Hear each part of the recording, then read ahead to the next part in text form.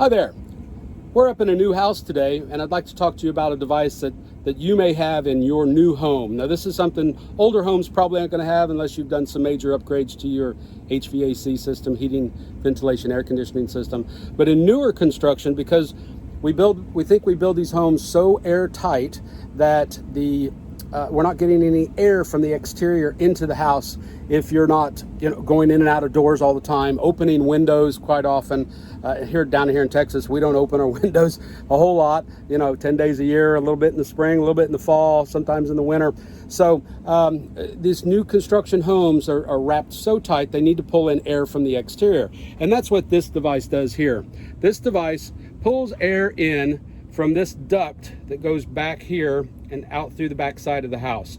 It comes in that duct, comes up through this duct here, into the unit here, through a filter, comes out of the filter, through this duct here, back into your heating air conditioning system. And that's your main heating air conditioning system. Here in Texas, Houston mainly, most of our units are up here in the attic. So this device is going to clean the air as it comes in from outside. And I've disconnected the power as per the instructions. When you open up the unit, remove the 2 screws, you open up the unit, there's a filter in here. And this filter, pull out very easily, put it in the dishwasher, run it through the sink, whatever, clean it, stick it back in this unit. And you're supposed to do this every 6 months.